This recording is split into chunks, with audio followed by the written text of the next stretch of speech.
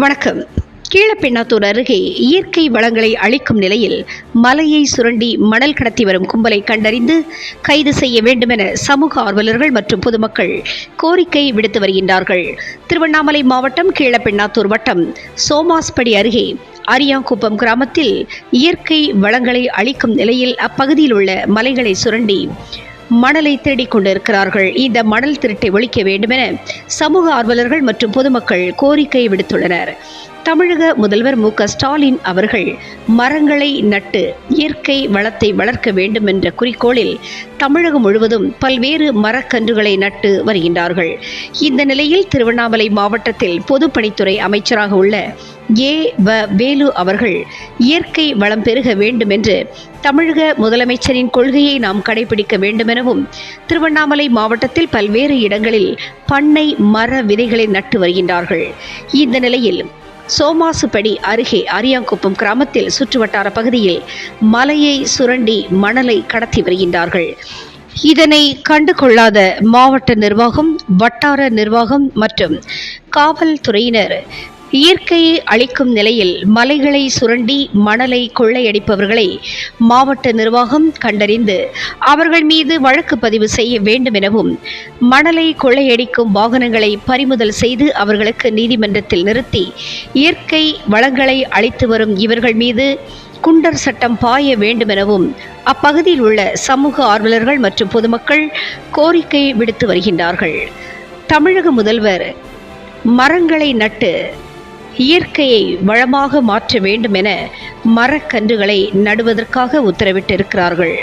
ஆனால் சில ஆசாமிகளோ மலையை மணலை கொள்ளையடித்துக் கொண்டிருக்கிறார்கள். இந்த கும்பல்கள் மீது உரிய நடவடிக்கை எடுக்க வேண்டுமென கோரிக்கை விடுத்து வருகின்றார்கள். பொதுப்பணித்துறை அமைச்சரும் மாவட்ட ஆட்சியரும் திருவண்ணாமலை மாவட்டத்தில் பல்வேறு இடங்களில் மரக்கன்றுகளை நட்டு இயற்கை வளத்தை பெருக்கும் நிலையில் செயல்பட்டு வருகின்றார்கள். ஆனால் சில ஆசாமிகளோ மலைகளை சுரண்டி மணல் கொள்ளை அடித்து வரும். அது மட்டுமல்லாமல் பண விதைகளை அளித்து மணல் கொள்ளை அடிக்கும் கும்பல்கள் மீது குண்டர் சட்டம் பாய வேண்டுமென சமூக ஆர்வலர்கள் கோரிக்கை விடுத்து வருகின்றார்கள்.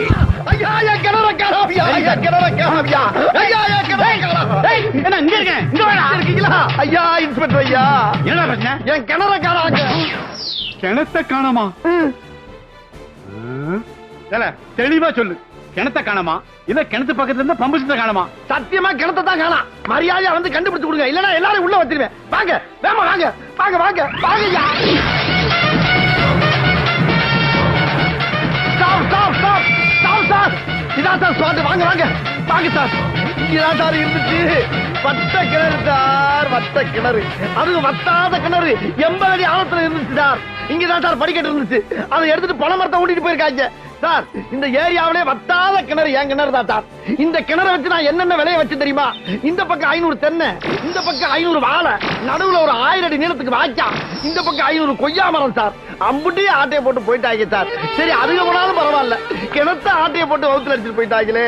இங்க பாருங்க, அந்த தெரியுது பாருங்க ஒரு ஊரு. அந்த ஊருக்காரன் பூரா இந்த கிணத்துல தான் சார் வந்து தண்ணி எடுத்துட்டு போவான். அந்த அளவுக்கு அம்புட்டு பேருக்கு பெர்மிஷன் கொடுத்து வச்சிருக்கேன் சார் நானு. என்ன அழுக, என்னால முடியலடா. பாத்தீங்களா சார், பாத்தீங்களா? என் கதையை கேட்டு நீங்களே பிம்மி பிம்மி அழுறீங்க பாரு. நான் அதுக்கு அழலடா, வேற எத்தனையோ கேஸ் அட்டன் பண்ணிருக்கேன். வேற வாழ்க்கையில இப்படி ஒரு கேஸ் நான் அட்டன் பண்ணவே இல்லடா. கிணறை காணாமனு ஒரு கேஸ் ஆடா. அதாண்டி கேஸ்.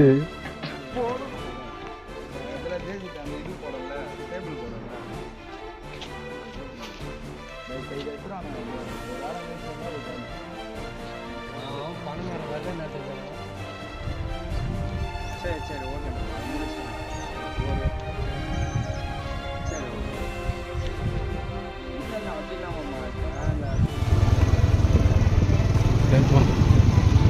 நம்ம இங்க தான் வாரிக்கிறோம், தெரியுதா?